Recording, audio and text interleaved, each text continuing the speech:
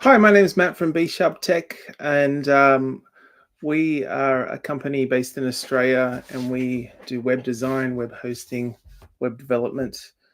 We help businesses build their presence, so we help them build their website and support their website.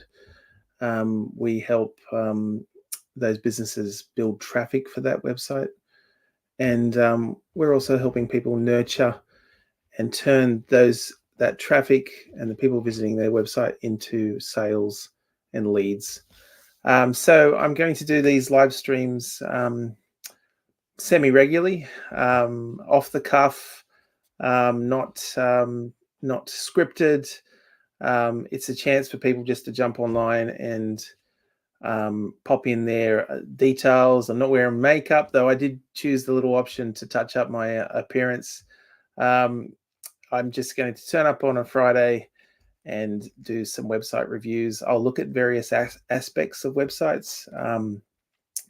We'll look at performance. We'll look at SEO. We'll look at usability. In particular, I want to focus on looking at websites' responsive design. Responsive design means their ability to show and look good on any size screen, whether it be a mobile device, a tablet, or a desktop screen. There's a lot of people out there now. They're browsing websites on mobile devices, and there's a lot of websites that don't look very good on mobile devices. So within our company, we're starting to, and we are now adopting a mobile-first design methodology, where we design sites for the mobile phone before we design for the desktop. In the past, it used to be the other way around. Anyway, we'll look at that. So if you want your site critiqued and looked at, all you need to do is pop your details into the comments, and we will grab that website address, and we will have a look. If there's a lot of requests, obviously I can't get through all of them, but if you want your site to be looked at, just pop it into the comments and we'll grab it. So I haven't got many people live yet, and I don't think anyone's put any sites in yet. So I'm going to start with just looking at some sites that I've just picked randomly in my local area. So we're based out at Harrington Park near Camden. So I just did a search for some local businesses. One's a dog grooming business, another one sells paw creams. And we'll just have a look through there, and I'll give you a sense of the sort of things that I look for when I'm critiquing a website. So I'll just share my screen. Just give me a sec.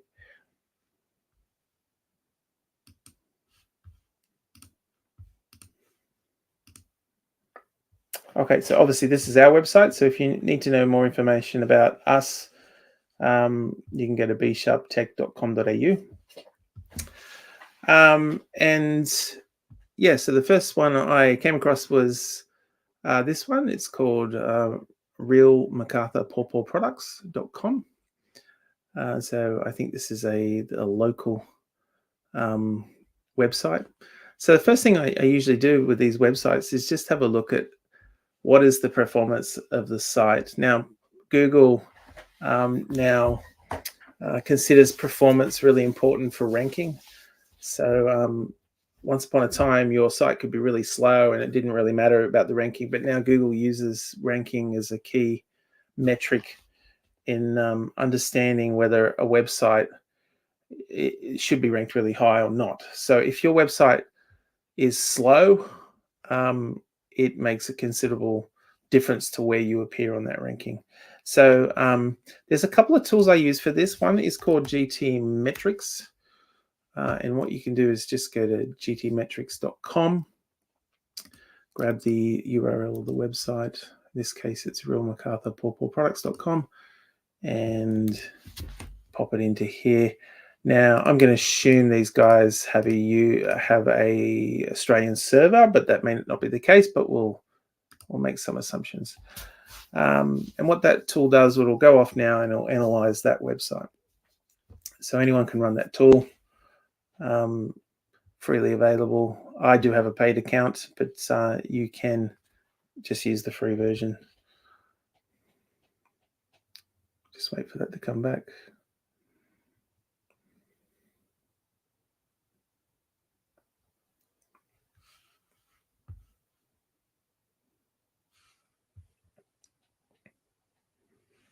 Takes a few minutes sometimes, generates a report. Okay, so in this case, this site has, this is a great example of a really well-performing site. So they've scored really high.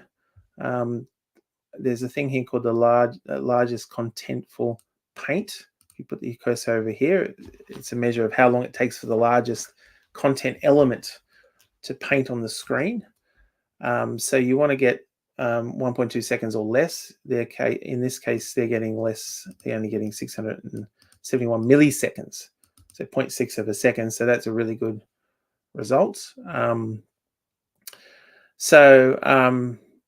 Yeah, so this site is a very good example of a high-performing site.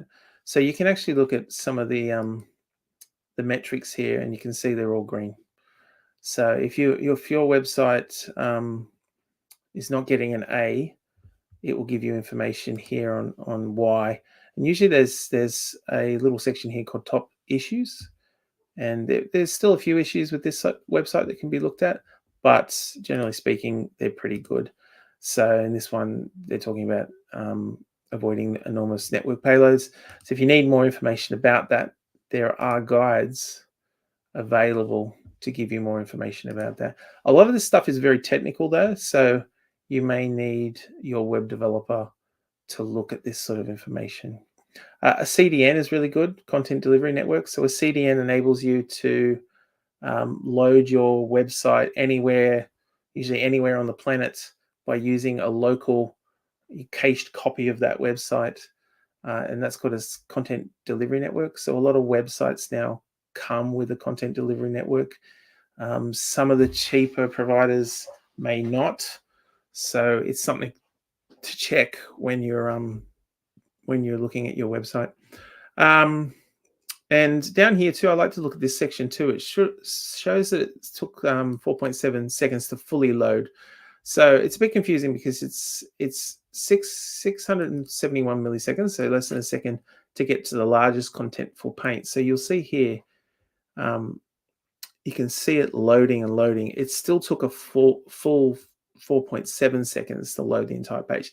Now that's usually not a problem because a lot of the content that it's loading is kind of what they call underneath the fold. So when you're looking at a site like this, everything on this first page is what they call above the fold. And the fold is basically this imaginary line at the bottom here, which is all the content that is below that fold. So all of this stuff down here is below the fold, and all this stuff at the top is above the fold. So when we're looking at website speed and the largest contentful paint, we're talking a lot about what's above the fold. So the time to interactivity here, so the time it took for us to be able to interact with the site was only 1 second, which is really good. So all this other, you'll see here the screen is already painted. All the other details, like all the pictures of the products, etc., are probably below the fold and loading underneath, right? And that's fine. That can be a bit slower because the main part of the page is already loaded. Okay, I hope that makes sense. You can also download PDF versions of this report if you want to save it. I tend to, when I do these reports for websites, especially for clients, I tend to make a copy of the report just so I've got a snapshot of it. So if performance does start to lag later on, I can come back and compare this report to maybe another report later on. If you do have the paid version of GTmetrix, it does keep like a little history. But I find it's even better just to save a PDF version just so you can keep even more history. Another tool that you can use is Google's page speed tool. And this one, you can just do a search for it and you'll find this one here. Sometimes it's good to run this one as well. It's a very similar set of tools. In fact, I think they use the same underlying technology called Lighthouse. But I find the page speed from Google can pick up other issues. So we're just going to analyze that. Now we're just looking at mobile at the moment. So I'll just let that run.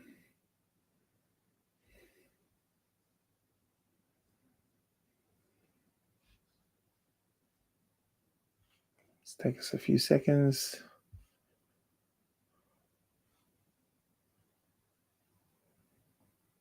Just while that's running, just a reminder, if you've joined us for our live stream, if you want your website reviewed, just pop in the comments on either Facebook or YouTube or whatever streaming service you're using. If you pop a comment in there, we will consider it for a review live. Yeah, so in this case, this one's looked at mobile. So when we did this one, I believe what we did is we did a test for desktop or just on Chrome. So in this case, this is done mobile first. And you can have a look here. We have picked up some performance issues. So in this case, Google, and this one's probably even more valid than GTmetrix because this is the one from Google. So one would argue this is probably the sort of tools they're looking. So performance here, it's taking 3.2 seconds for largest contentful paint, which is a problem. So we want this to be green. On the desktop, it's a little bit quicker. We're going here 1.6. But yeah, you definitely need to look at performance. If you come down here, it starts to give you information here on what things you can improve. So it's saying here some third-party resources can be lazy loaded. So there's a thing called lazy loading. So it looks like there's the video player here. So oops, wrong website. So they've got a video here. You can actually load those lazy. Now it's something you probably need to work with your developer on, but what lazy loading does is it's instead of loading it immediately to display the page, it kind of loads it a bit slower. So you can still load the content of the page, and images and video can be loaded lazy. Now, it's best not to lazy load images that are above the fold. So pictures like this one here, which is, I think, is kind of like a logo here, and some of these background pictures, you don't want to lazy load because that can take too long then to display the information above the fold. But definitely a lot of these images below here can be lazy loaded, so they can be loaded in the background without having to affect performance. So that's one suggestion for that site. We've also got some slow, some of this JavaScript. So there's JavaScript that runs on your page. So there's quite a lot of features on any page that has script and code called JavaScript that can slow down a page. So this is slowing down the page by 7.5 seconds, which is quite significant. So there's quite a few elements here that they're saying you need to work on JavaScript execution. Again, you need to talk to your developer about JavaScript. This particular site, I believe, is running WordPress. If you ever want to know what a site is running, you can just go into this little tool called Build With, and it does a little analysis of the site. So yeah, so they've got WordPress plugins, so definitely a WordPress site. So what I found with WordPress sites is the more plugins you run, the more potential JavaScript is running, and the more JavaScript that's running, the slower your page can load. So you should do everything you can to get the minimum amount of plugins you can on a WordPress site so that it will execute as quickly as possible. So that, again, the execution time is quite large here. So if you can reduce some of that JavaScript, the better.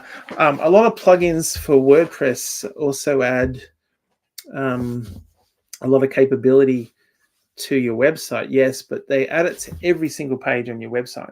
And some of those plugins you only really want to use in one part of the site. So you end up with lots of pages with lots of JavaScript that's not really required. And it might be executing in the background, slowing down your page. So talk to your web developer or your website, whoever looks after your website, and look to reduce some of that time, eliminate plugins where you can, get down to a finer set of plugins. The other thing to look at with plugins too is the efficiency of the plugins. There's a lot of plugins out there that do not consider performance.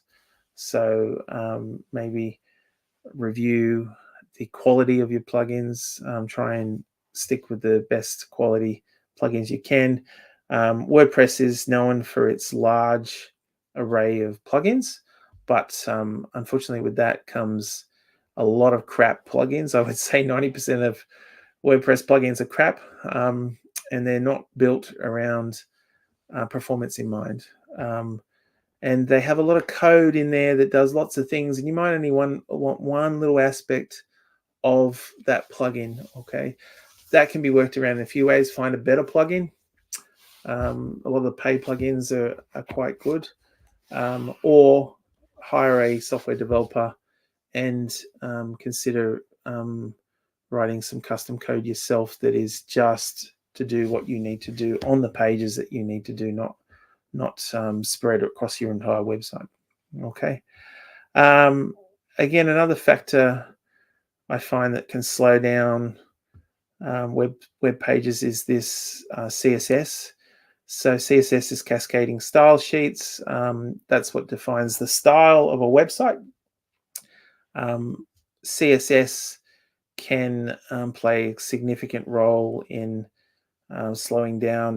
There can be a lot of unused CSS. In this case, it's saying there is some, and you see here, reduce unused rules from the style sheets and defer CSS not used for above the fold content to decrease byte consumed by network activity. So anything related to styles underneath the fold here should be loaded later on. So there are some tools on WordPress to do that. One of them is called WP Rocket. So if you just do a search for WP Rocket, it has some features. I don't know if there's, yeah. So it's got some CSS features. You'd probably have to dig a bit to find it, but it's here under file optimization. Yep. So it minifies CSS. It also minifies JavaScript. But importantly, on that option, and I'll show you on my website, there is an option to, just excuse me for a second while I log in.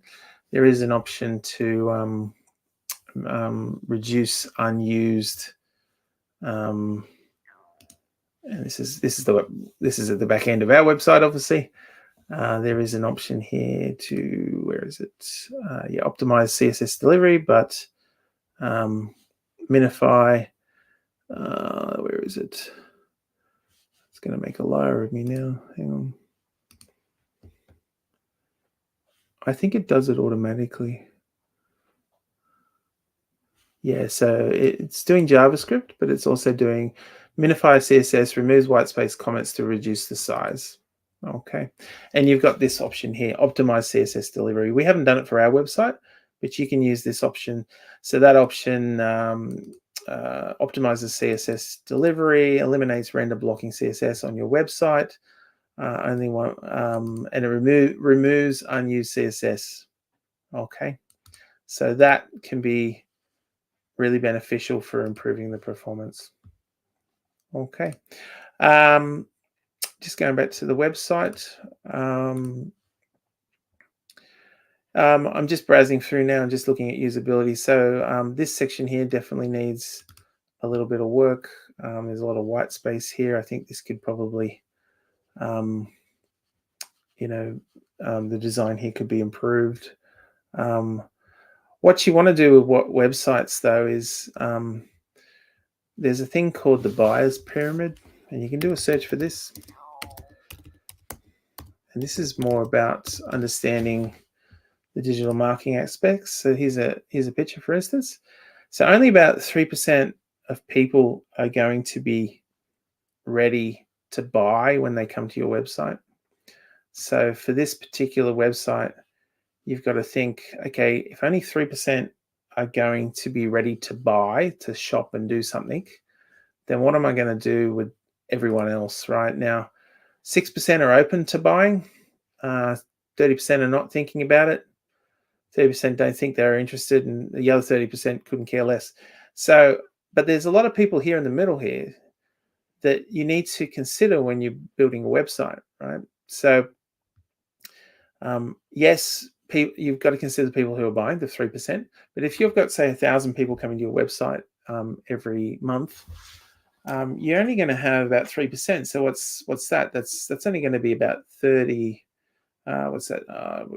It's only going to be a very small portion of those people that are actually buying from you. A lot of these other people are going to come, they're going to browse, and then they're going to move on, right?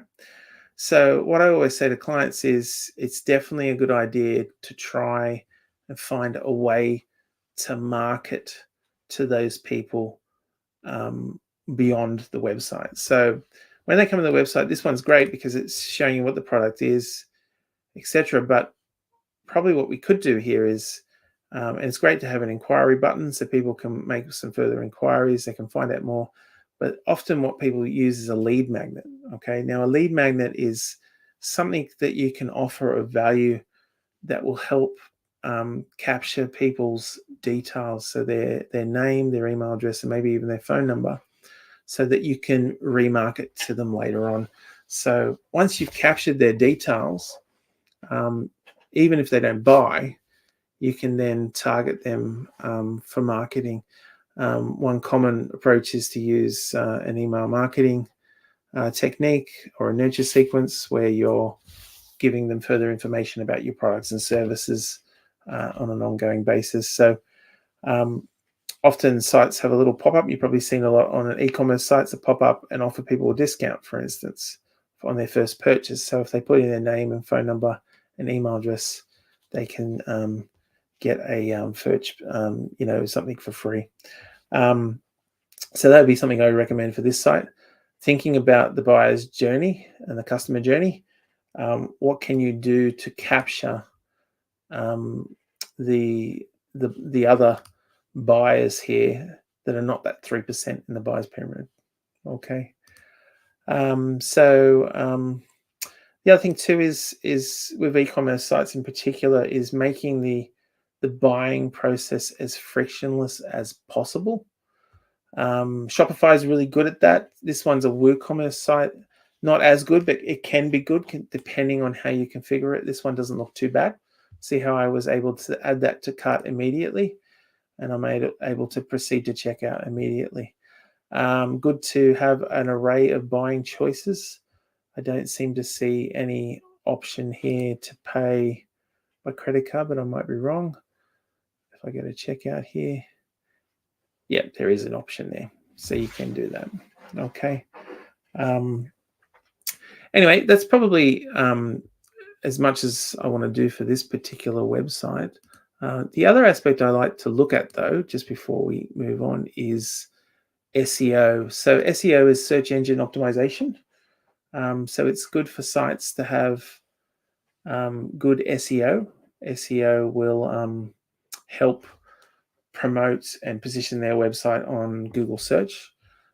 So usually what you need to do is you need to use a tool. This is a WordPress site, so I usually recommend using something called Rank Math Pro or at least Yoast, which are two popular plugins to define meta descriptions and details about this page. So, but there is a tool. What I can do is I can go inspect here, and there's a tool that I've got installed here called Lighthouse, and it does, and I'm just going to do a quick SEO review on this site. I suspect this one's probably pretty good because I did find this one on the first page of a search for the local area. But it'll give you an idea of the sort of things that we're looking for. Yeah, so in this case, there's they're getting a 92%. So it is identifying that they've got something wrong with their robots.txt file. So there is a thing on your server called robots.txt. it's really important that that file is in this case it looks like it's malformed, so there might be some issue with that file that can cause that particular file, and you'll find it on most web servers. So if I go to robots.txt here, might not give me access. Yeah, so this actually lets crawlers know what they are and are not supposed to look at. So in this case, they've disallowed a whole bunch of directories, and they look like standard things that you would disallow from access to the crawler, right? And allowed other things. But there seems to be something wrong with the robots.txt here, so that's really, really important. One of the ways that you can know about whether there is a problem like that is to use something called Google Search Console, and I'll just bring it up and give you an example.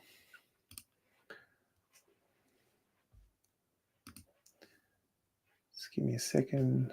Just gotta. So this is the Google Search Console for our company. So Google Search Console, if you go to search.google.com and set up your website on here, you can get Google here will give you an indication of these sort of issues automatically on an ongoing basis. Actually, I don't think that's coming up. Give me a second. There you go. Yeah, so this is what Search Console looks like. If you've got a problem with your robot.txt, it usually comes up in here as a problem. This is a good tool to use for your website. If you're not using it, you won't know about whether there's any indexing issues. For example, here I can see how many pages on my site are indexed, but I can also see what is not indexed, and it gives me various reasons on why it's not indexed. So in this particular case, this site, the real MacArthur Pawpaw products, we probably could have found that robots.txt issue earlier if we had Google Search Console set up. Okay, so it's really important that you do that, and if you do find the errors like that, that you fix it. Apart from that, I think they passed most of the other tests, so that looks pretty good. I'll just go back. So I'll probably move on now. So I might have a break for a couple of minutes, and then I'll look at doing another review on another website. Okay, so I'll be back in a couple of minutes. Thanks very much. Now I just need to work out what button to press.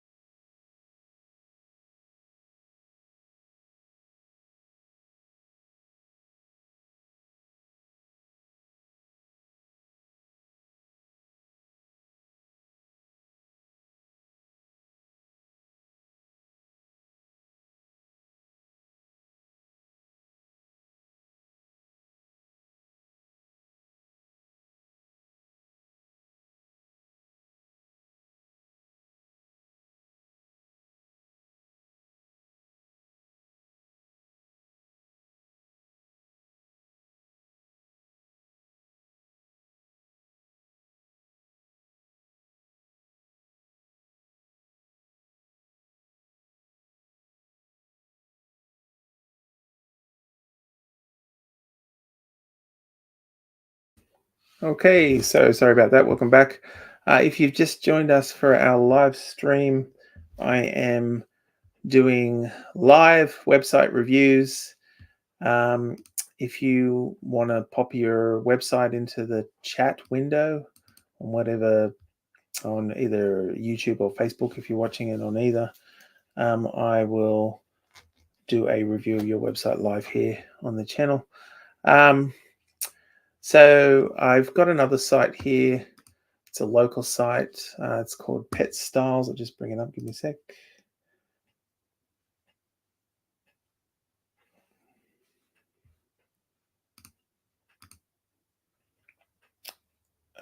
Yep, I'll just choose the right layout. It's the other way around, I think. Oh, there we go. So this is a local pet grooming site in my local area. So the first thing I noticed on this site, just it takes quite a long time for this section here to load. So this is probably a site I want to look at just to test performance. So if you didn't catch in my last review, there's two tools that I generally use for looking at performance. One is called GTmetrix, and there's also the Google tool called PageSpeed Insights. If you do a web search, you can find both of them, but I'll pop the link to both of those tools into the description for this video later on. So we're just going to test this one. I'm going to assume that it's in Sydney. Just go analyze.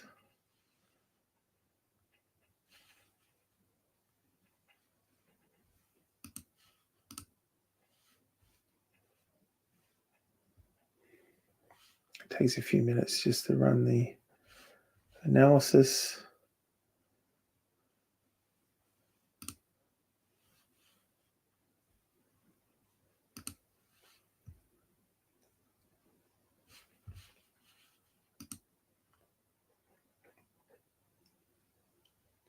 And it should come back.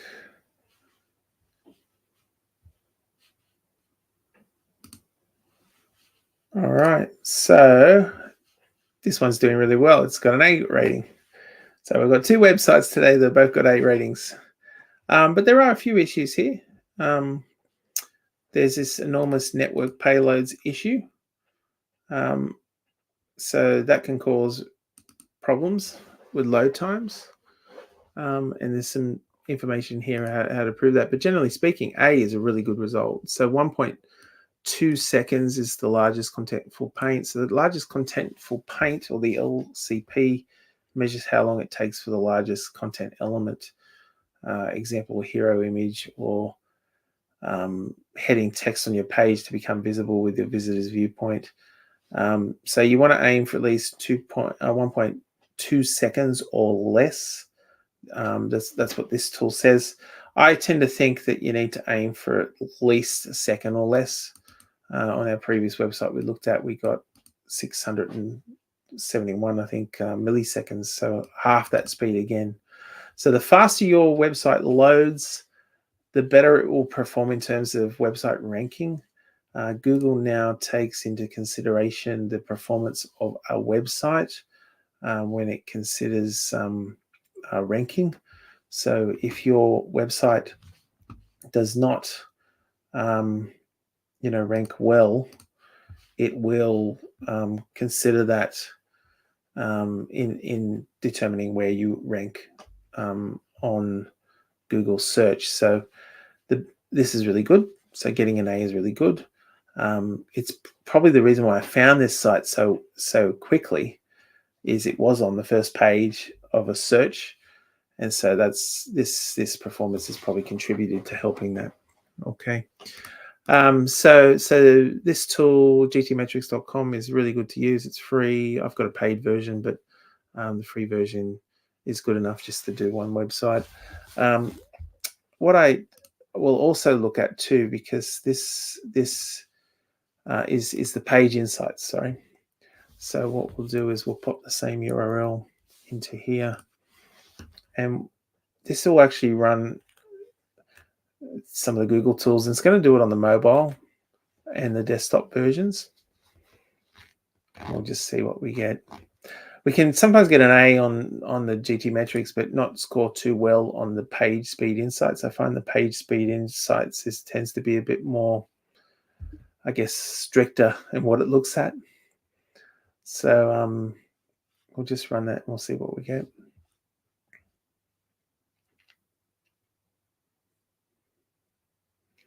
Yeah, so in this case, it's taking considerably longer to get to your largest contentful paint.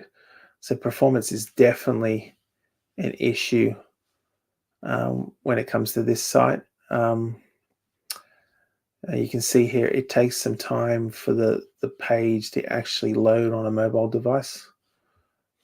Again, it probably comes down to some JavaScript, some of the code that's written on the site slowing things down.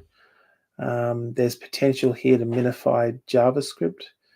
So JavaScript can have quite large payload sizes. So if you can do a thing called minification, and you can do the same thing on CSS. And if you minify the JavaScript and CSS, it can considerably improve the performance.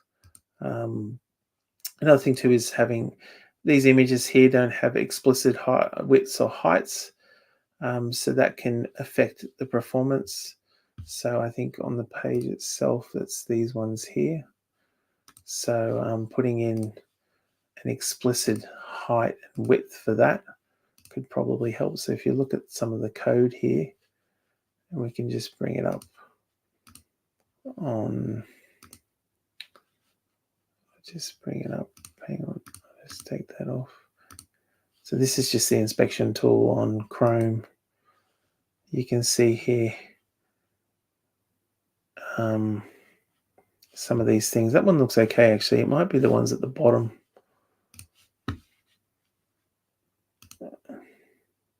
Yeah, so see here, oh no, you do have a height and width. Yeah, so you just need to get a software developer just to check that this is set up correctly. I don't know if that's the correct way of doing that.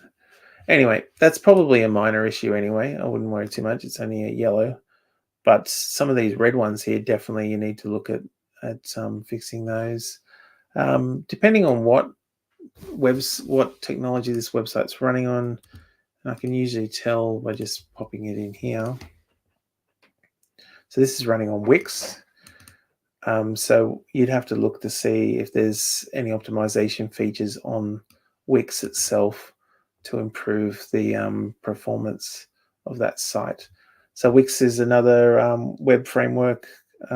It's sort of like a software as a service offering for websites. So it probably has its own performance options that you can choose from, etc. Another thing I like to look at is just how well the page presents on mobile devices. So if you go into, if you're in Chrome and you right click on a page and go inspect, you can click on this little button here and you can choose sort of different devices, and you can even create new profiles. So for this one, we might just see, what does it look on, say, a 14 Pro Max? So it looks like that. So the first thing I noticed is it's not really, all it's done is taken the page and squished it down. So I would have argued by the time you get to this size screen, you probably need to start displaying some of these elements for a mobile device. Like the menu here, for example, you can start showing a burger menu that drops down. You can start taking a multi-column element and start stacking them on top of each other. We might find if we go down a little bit further, I'll just go to responsive. On responsive mode, you can just scale it down. Yeah. Now, sometimes these websites are actually built for mobile, but you have to just press the reload there to see it. So there, this is the case. So in this case, they do have a burger menu. It's usually what we call a burger menu. See, it looks like a burger. See the patty and 2 buns.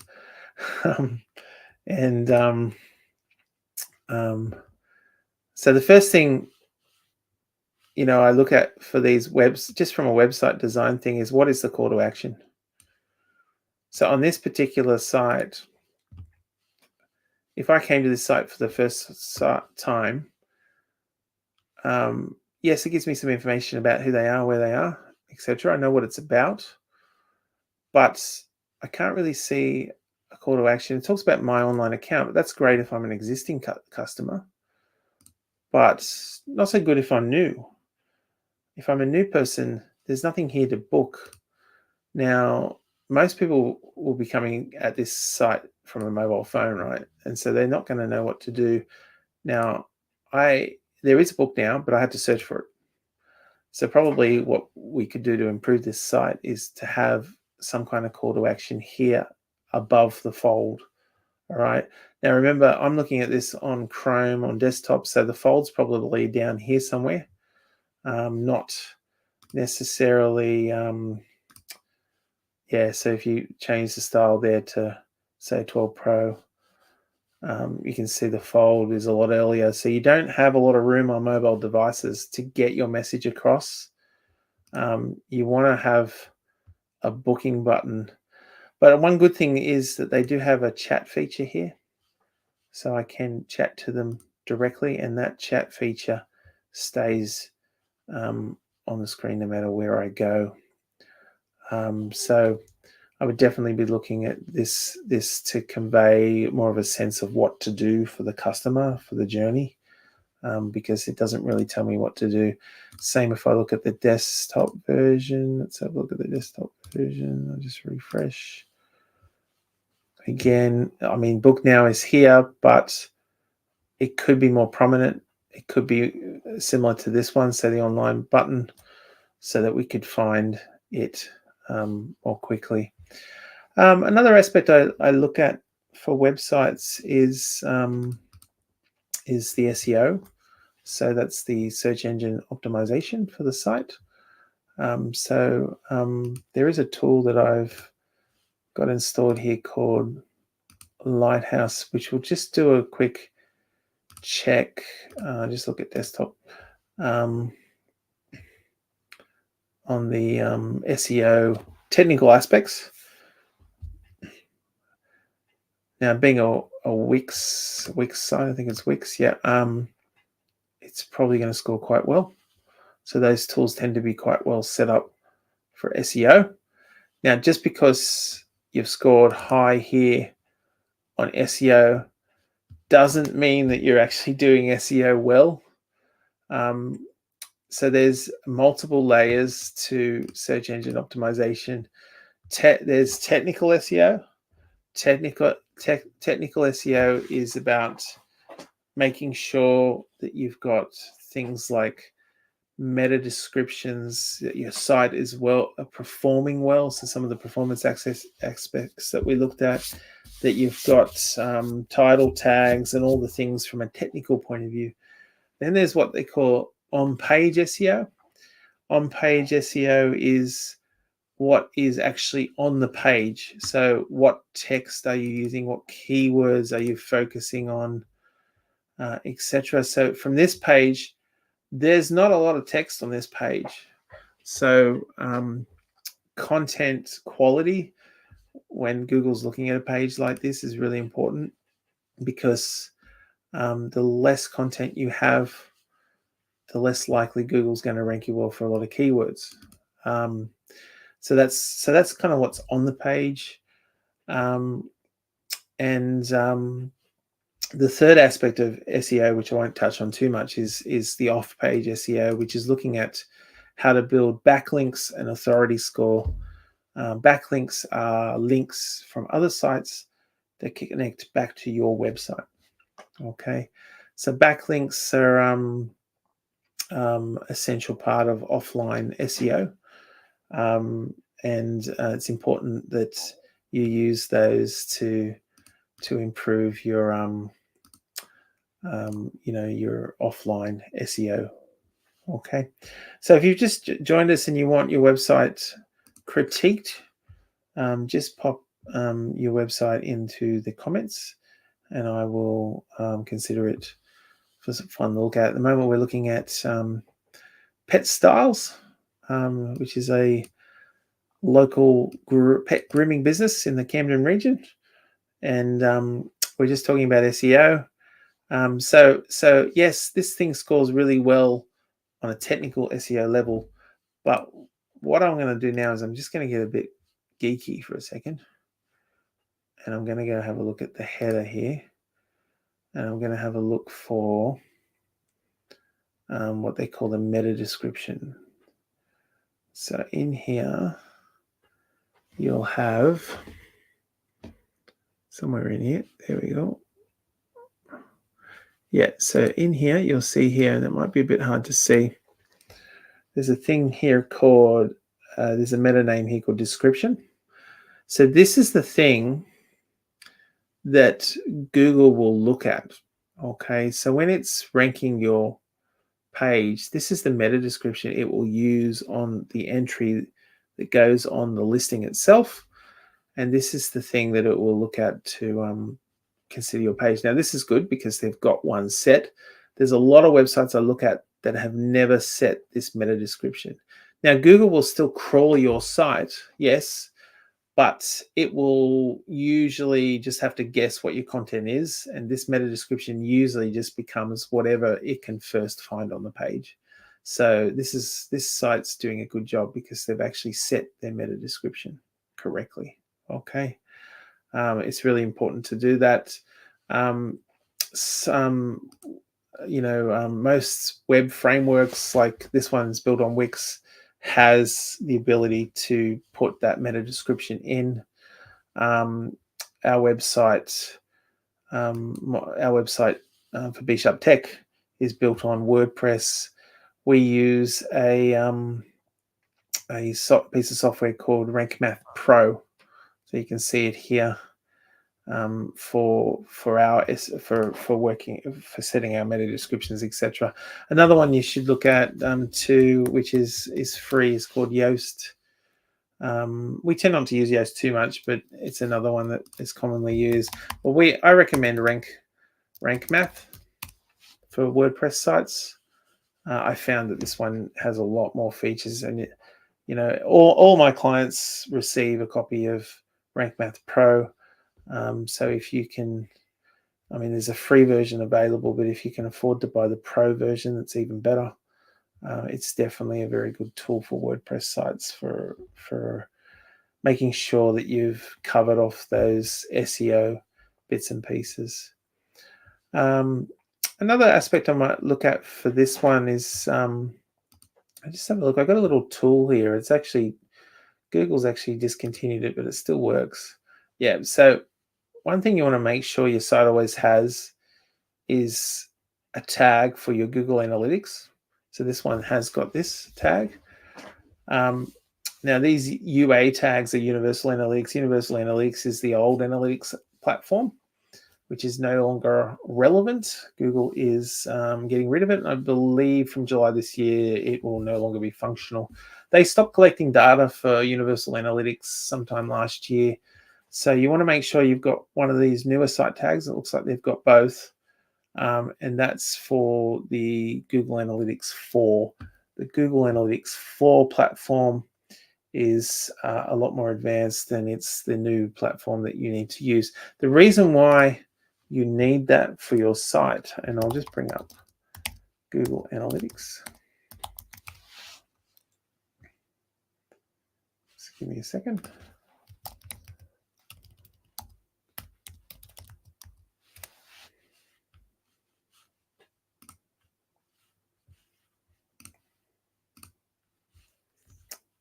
Just bring it up on, I'll just bring up the analytics for B Sharp Technology, Google Analytics 4.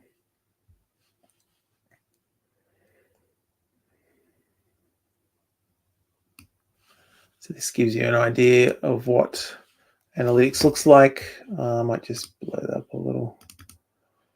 Hopefully you can see that. I might just get rid of my,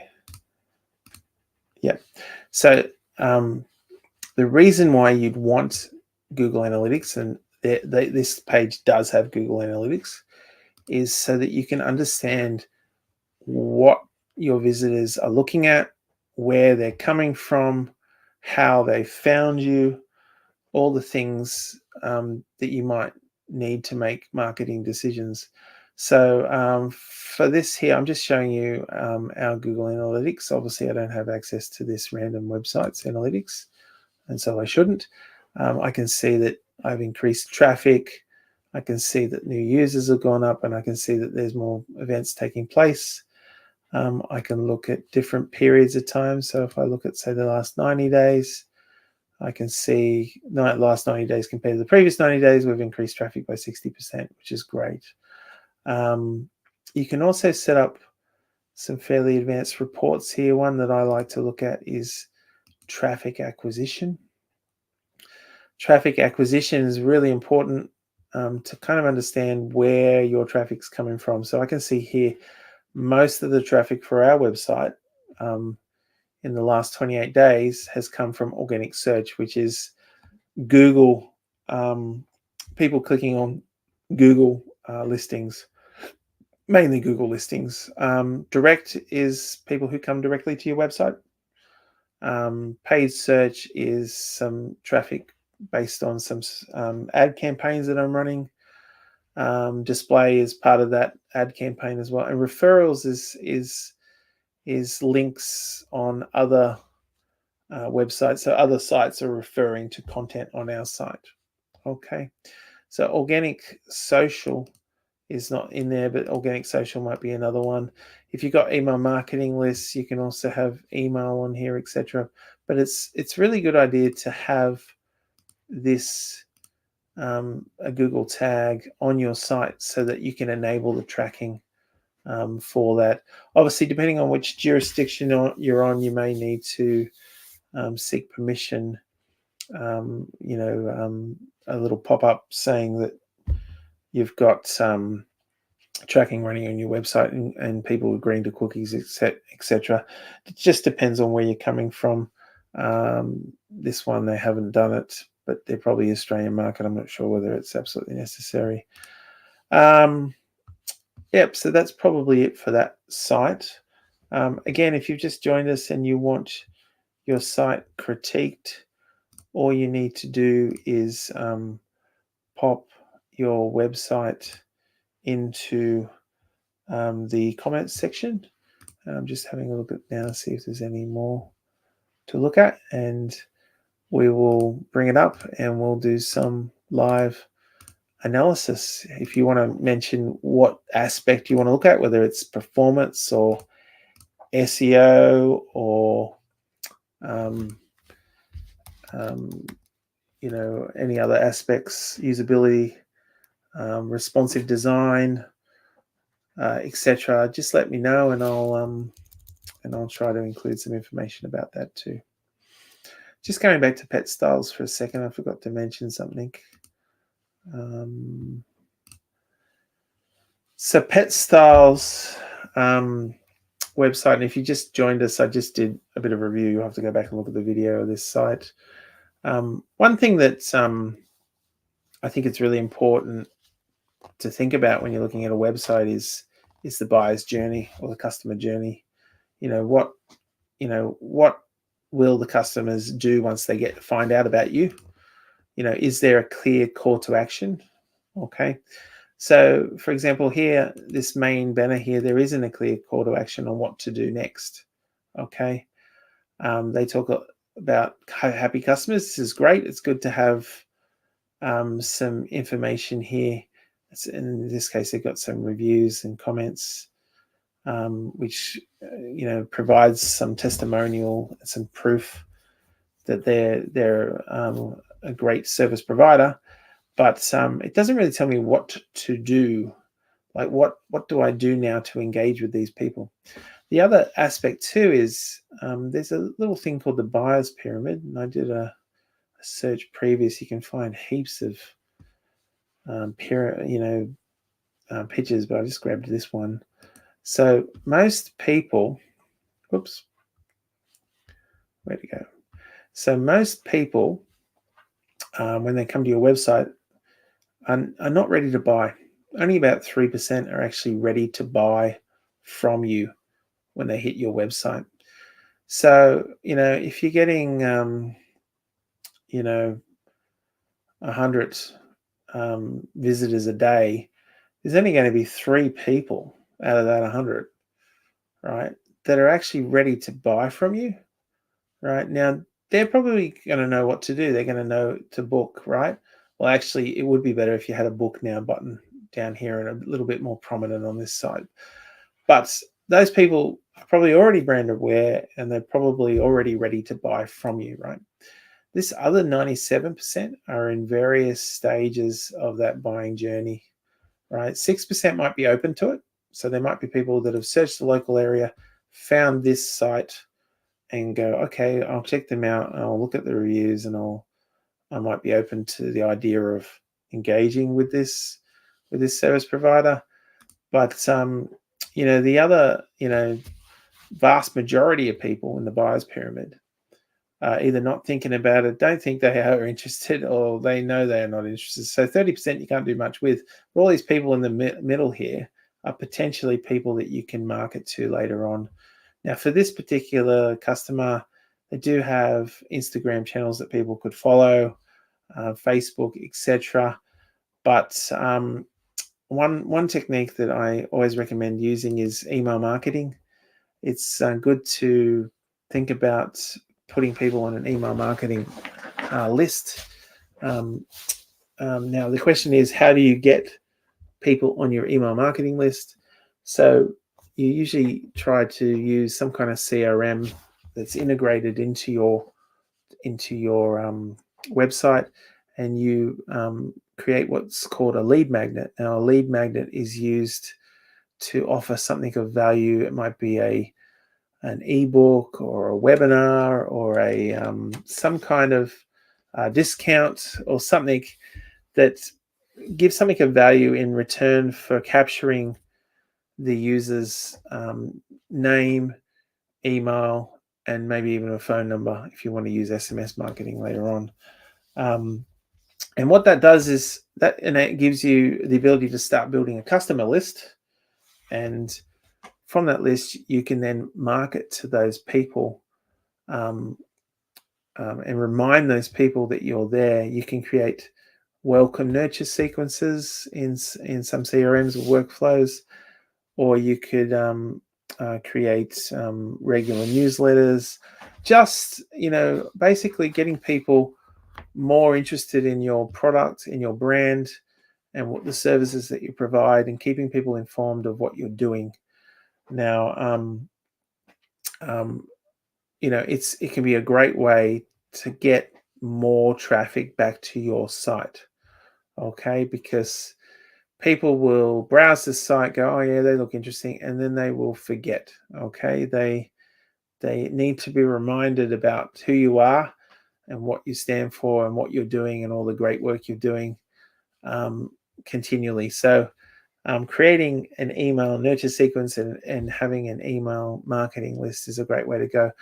And to do that, I highly recommend having some kind of lead magnet on your site that gives you the opportunity to capture those people. Anyway, so if you've just joined us, this is a live stream. I haven't had any more websites come through, so I'm probably going to leave it in a few minutes, but I'll just put up a banner.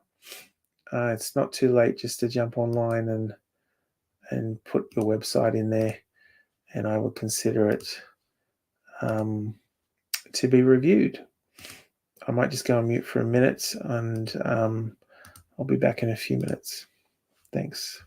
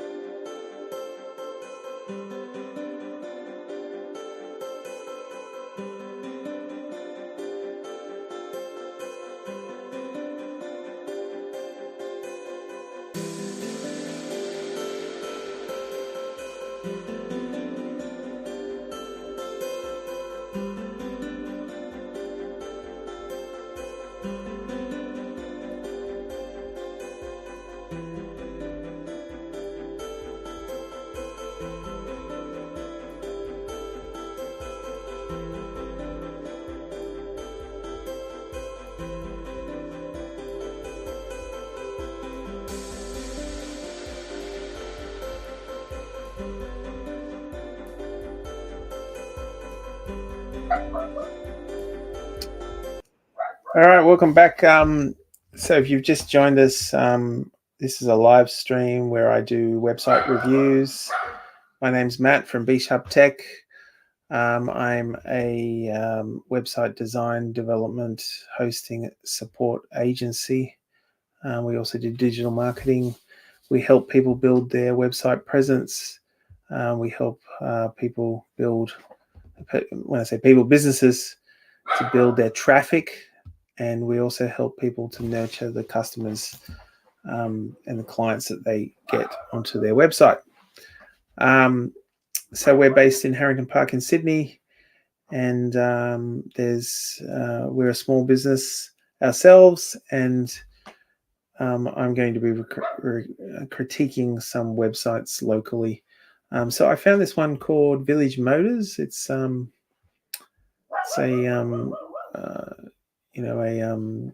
mower shop, basically, a local mower shop to me. They're based in Ingleburn. So I was going to do a quick review of their site. So the first thing I usually look for, and I'll just blow up this so it's a little bit bigger. The first thing I usually look for is, how well is the site performing in terms of performance? So performance is really important for websites. Google takes into consideration performance when they rank websites. So if you want your website to be ranked highly and considered highly for Google for Google search, which is most of the search market, you need to make sure that it's performing really well. So I just did a quick performance review. Now I used a tool called GTmetrix for this particular site, and GTmetrix is a tool, and you can use this for free, that will just go through and scan the website and work out any issues. Now, this one's got a grade of D, which is not very good. We want to be aiming for A. The biggest problem here is it's taking almost 4 seconds to get to the largest contentful paint. So your largest contentful paint, or the LPC, is a measure of how long it takes for things like the hero image or header on your page to become visible to your visitor's viewpoint. So it's usually measuring what they call above the fold. So above the fold, so this particular page is anything in this top section of the page. Below the fold is anything underneath that. So a score of 4 seconds is not good. You want to be 1.2 seconds or 1 second or quicker.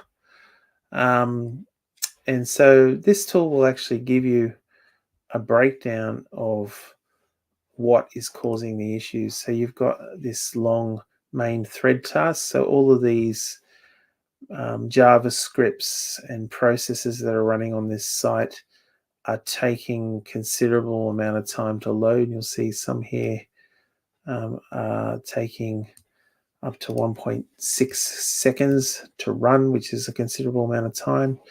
So the other aspect too, not just for ranking, the other aspect too is the longer your page takes to load, the more likely people will just browse away, right?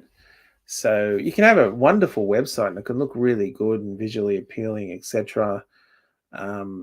But if people are impatient, right? People don't want to wait around. So if you don't have a website that loads quickly, they're not going to wait. They'll just browse somewhere else. Okay. Now you might look at this and you run it yourself and go, "Oh, that was quick." But I'm connected with a fiber connection. I've got a gigabit connection in my house here. I'm not on a mobile connection. So a lot of people will be coming at you with a mobile phone. They might be in fringe reception areas, and they may not have the sort of speed and bandwidth that you have maybe when you're sitting in your office. So it's important to think about that. So the faster you can load stuff, the better. It tends to be a compromise over function and form and performance over design.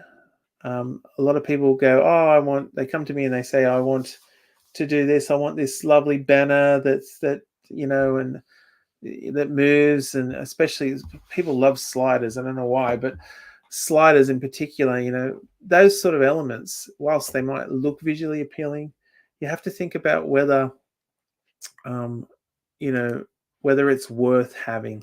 Okay, because this is a perfect example. When I went to the second slide here, okay, this is a slider, right?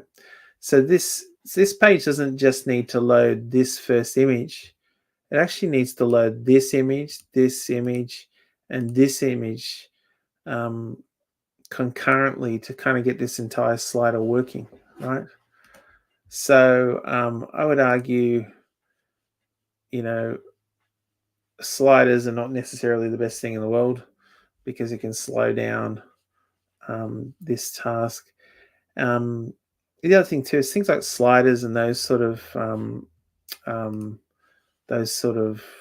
web design features tend to have a lot of JavaScript and scripting in the background, which can take up considerable amount of bandwidth, etc. And I've just noticed I've got back in a minute.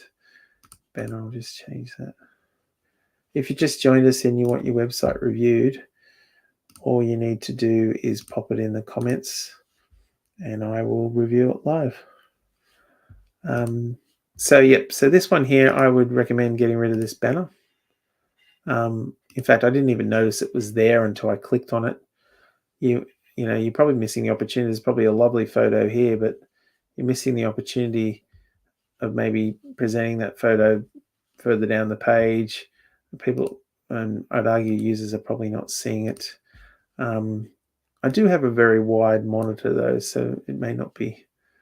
I might blow it up a little. Make it 150. Yeah, you see more of the picture if you're on a smaller monitor. Though that does highlight that you should probably talk to your web designer about making sure that this thing scales well on very high resolution screens and low resolution screens. So in this case, we've only got a D for our performance. It's taking 4 seconds to load. So performance is definitely an issue with this website. If you go down to the bottom here, this thing here says it's taking 7.4 seconds to fully load.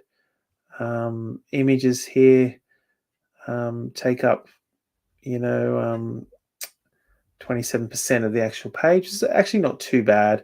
JavaScript is 27%, so whatever you can do. But then you've got other bits and pieces here on the page which are taking up considerable bandwidth and load speed on the page. On this particular site, I'll just have a look. Sometimes it's good to just know what technology or what web framework is used. So there is a tool I like to use called Built With, and it gives you an idea of where. So this one's a Shopify site. Okay, so you would have to consult with a Shopify developer to improve this site. Sometimes with Shopify sites, it comes down to the theme that's chosen, whether if it's an off-the-shelf theme or whether it's a custom theme.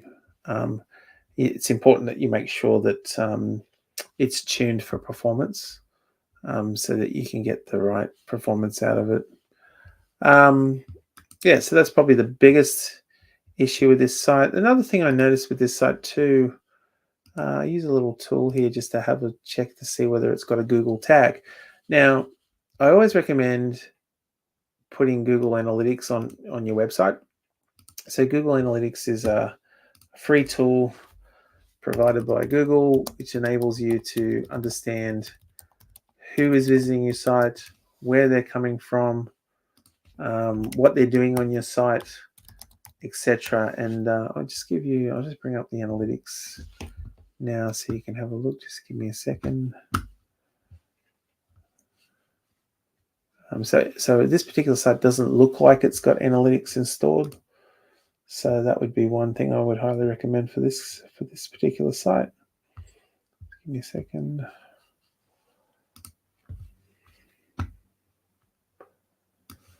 So this is what Google Analytics looks like. So this gives you an idea. I'm just using the analytics for my own B Sharp Tech company, but I can look at what traffic my website has received. Okay, whether it's increased, it's actually comparing it to the previous one. So I can see here now that I've increased my traffic by 13.7%. You can set up conversions. Mine's not set up for conversions, but you can set up conversions if you're in e-commerce. So you can see how many people are converting. In fact, you don't have to be e-commerce to set up conversions. You can define conversions any way you like. So it could be how many people are visiting a particular page, how many people are submitting a inquiry form, how many people are buying a product or a service, etc. It might be people that are clicking on a certain button, whatever, right? You can set this up in different ways, and I'll cover conversion tracking in another live stream at another date. I'll have to write that down. You can set up reports in here. One of them that I like to look at is a traffic acquisition report. So this gives you an idea of where the traffic is coming from. So this particular site, my site, you can see most of it's coming from organic search. And then direct is people coming directly to the site. And paid search is I've got some paid ads running. So this is the people coming to my site based on the ads. Referrals are from links from other sites. So there'll be different referrals from other sites. Now, if you're in e-commerce, you can even set up this revenue target here. I obviously I don't directly sell any products and services on my website, so I don't measure that, but it's good. You can start tracking revenue to whichever channel. And that's great to know because you can understand which channel is providing you the most revenue, and that can help you make decisions on whether you focus more on SEO or whether you focus more on direct traffic or whether you focus more on paid search or building more backlinks to your site, or even concentrating more on organic social, so making social media posts, etc. So so this is really good to set up. Google Analytics, it's free. It's not hard for a developer or a website support person to set up. So that'd be one thing I would highly recommend for these particular people. Now, Shopify does have some internal tools so you can look at analytics, but I find it's good to have this tool as well. If you ever want to move away from Shopify, in this case, to another platform, you can simply take the tool with you and still measure everything. Okay. Another thing you can do with analytics, of course, is oops, pressed the wrong button. You can look at different periods of time, but you can also do comparisons. So, for example, I can look at the last 30 days, but I can compare to the previous 30 days, and it will draw me a comparison. So I can see here what's growing the most. So I can see here in the last 30 days compared to the previous 30 days, the thing that's driven a lot of the growth in my traffic is actually the direct traffic. Okay. And paid search has also increased. Okay. So those two elements is where it's coming from. So I'm probably doing a good job in building my brand, etc. And people know about me more, and more people are coming to me. But I would argue that maybe I need to do a bit more work on my SEO and maybe write some more articles, etc., to drive more traffic from a search engine point of view. And if you come down here, you can actually look at that in a bit more detail, and it breaks it up. You can see the users, the number of sessions, the engaged sessions. So that's the number of sessions that lasted longer than 10 seconds or had a conversion event if you've got that set up. Okay. So you can see here, organic search, even though it has improved slightly, the amount of engagement has dropped a little bit. So I might have a little bit of work thinking about my usability. Okay. I guess the point I'm trying to make with all this, though, is this gives you just a wealth of data to use to understand what your website's doing, right? Because it's one thing to have a website, but if you don't really know if it's effective, or you don't know what aspects are effective, or you don't know how traffic's coming to your site and where they're coming from, etc., then you sort of can't make decisions about where you focus your efforts or your digital marketing efforts for your business, right? So this gives you a lot of information. Okay, so I can see here for direct, if I compare the 2 months, the number of engagements actually improved quite substantially, compared to the previous month, right? Paid search, same engagements improved. Display not working so well. So even though I've got more traffic from display slightly, the engagement might need looking at. So I might need to look at my ads and decide whether there's some changes I need to make to my ad campaigns. Okay. So yeah, highly recommend that if you are Village Motors and Power Tools and you're listening to this, I highly recommend that you get your analytics set up. Anyone that looks after Shopify sites, we do at B Sharp Tech as well, can easily add that in. There is a Google app that you can add to Shopify, Google and YouTube app, which enables you to add in Google Analytics 4 into your platform. Okay, so that's performance. I've spoken a little bit about analytics. Another aspect that I like to look at is just SEO. Now, SEO breaks up into a couple of different areas, and I'm just going to run the inspect tool here. I've got a little tool running. Sorry, my screen's. I'm just going to go in here. Now, I've got a little tool here called Lighthouse, and it's got an SEO scanner here. So I'm just going to do a quick SEO analysis on this. So there's 3 aspects of SEO that I like to talk about. One is called technical SEO. Another is called on-page SEO. And another one is called off-page SEO. So 3 areas: technical, on-page, and off-page. Technical looks at, does your site perform well? So we've spoken a bit about that, right? So performance is part of some of that technical stuff. It's things like, do you have a site index, sitemap XML file? And I'll talk about that in a second. Do you have a robots.txt? Do you have meta descriptions? Do you have all the things that you might need underneath the page or running on the server in order to perform well at SEO, right? And this tool actually looks at that. So you can see a lot of these things. So robots.txt is there. Page isn't, there's no pages blocked. The links are crawlable. Links have descriptive text. Page has HTTP status code. There is a title element. The title element is this little thing at the top here. If you look at that, that's the title for the page. So they've got a title in there. Do you have a meta description? Now, the interesting thing is they've scored really well here. There's only one area here that they've scored bad in. And I would argue that this area is probably one of the major things that you want to score well in. So even though they got 92, it's important to talk to an SEO expert, because this page itself does not have a meta description. Okay.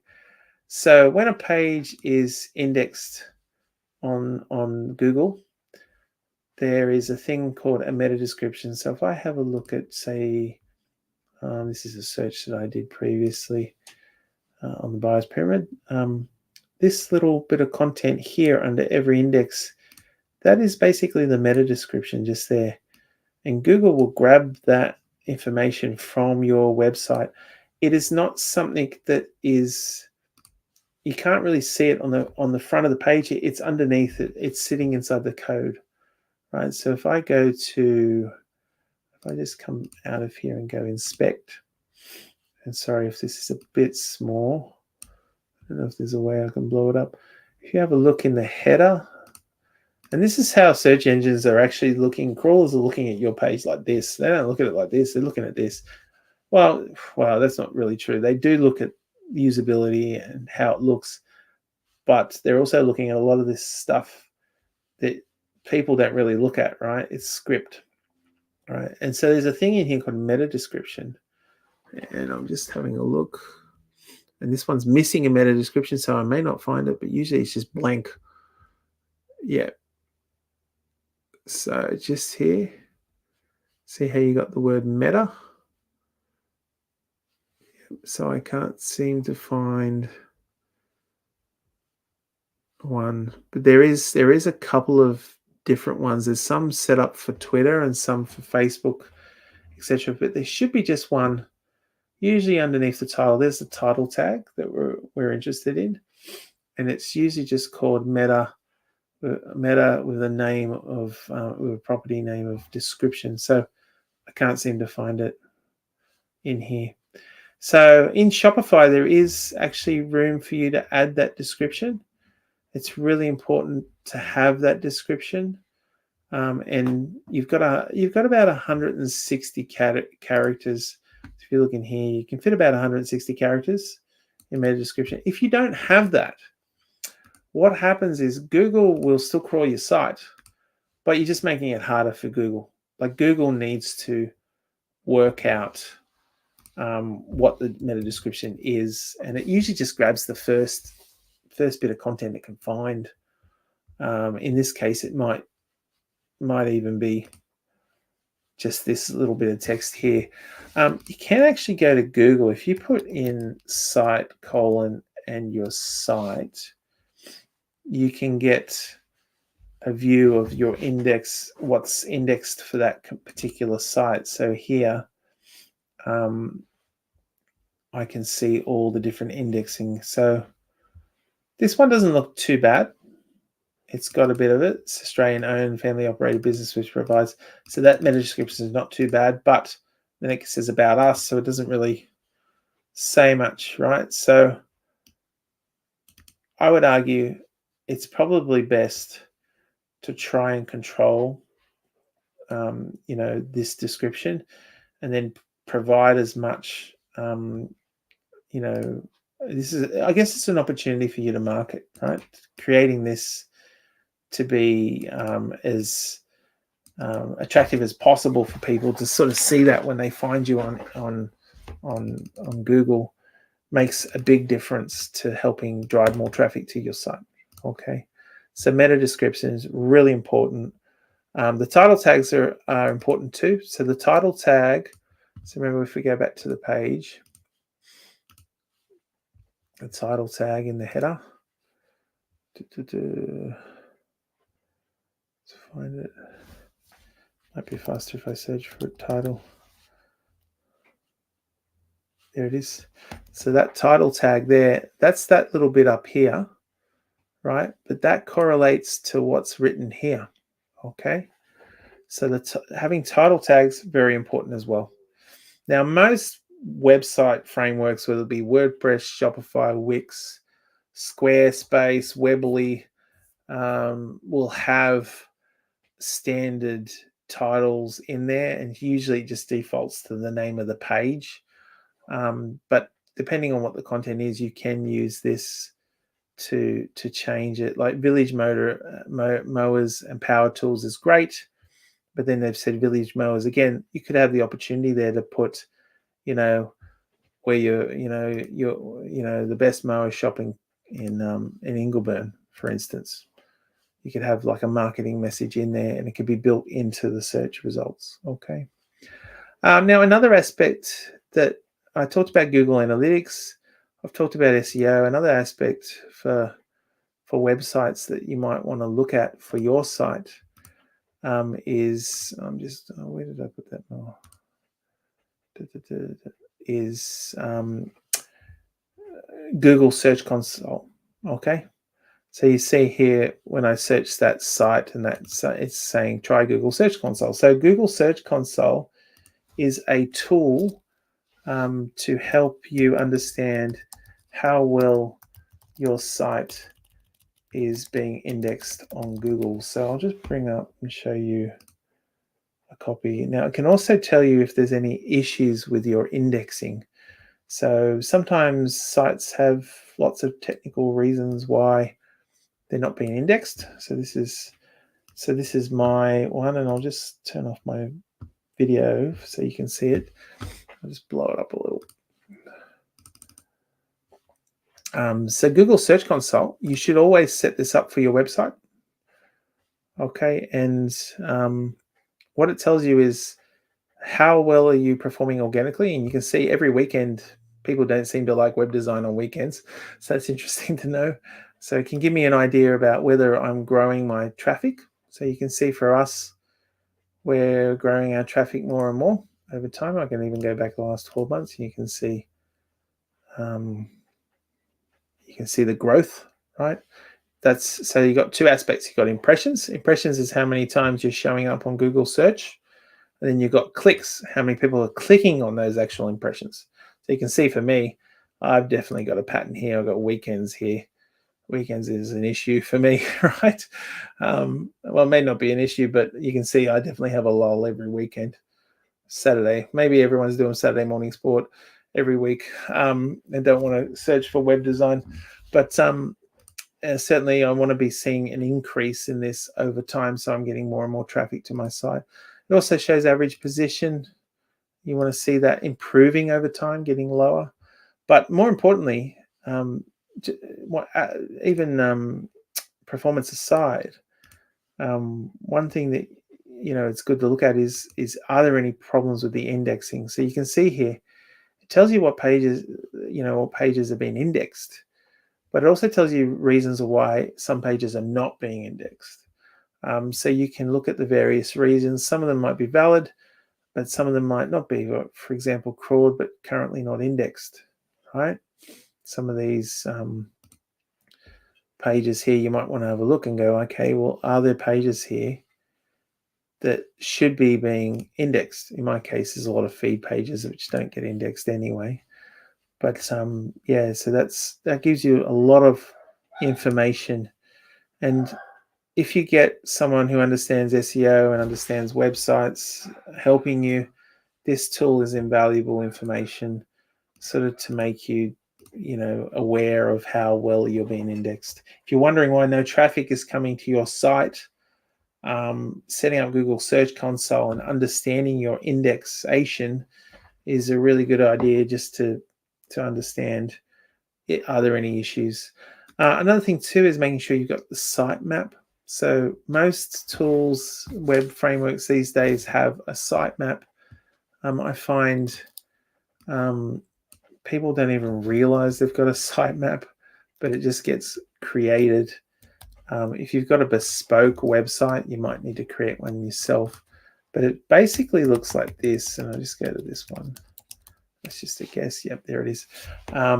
It's just an XML file. It's not something that's meant to be read by human. It's read by Google. Like this one, for example, points to a bunch of sub sitemaps. So in this case, it tells Google about the blogs. It tells Google about product collections and pages. Okay, so if we have a look here, we can look at this index file here, and we can see here they haven't got any blog. I don't think they've got much blog activity whatsoever. Let's have a look. Nope, nothing in their blogs. So that's a really good point for this particular service provider. If you want to rank higher, writing articles about relevant content, articles around topics that concern your customer avatar is a really good way to drive better indexation, more keyword ranking for your site to get yourself more traffic, but also to bring, I guess, some kind of trust to the customer that your particular industry and you know what to do, etc. So for this particular site, I think it's focused mainly on selling, but I would recommend thinking about a content marketing strategy and writing some more content. Okay, the more content you write, the more touch points Google has, the more keywords you potentially rank for, and the more traffic and recognition you can bring to your website, especially from an organic search point of view. So this one is a good example of not a lot of content. Okay, however, they've probably got a lot of products. Just have a look. Yeah, so they got a lot of products that they're selling. So this talks about chainsaws, for instance. So they've got a chainsaw collection. But again, even though I said write blog articles, it's a great idea to have the most descriptive, well, there's nothing there, the most descriptive information you can. Actually, looking at this site, it doesn't look like they've got any products whatsoever on this to buy. I'm just having a look. Nope.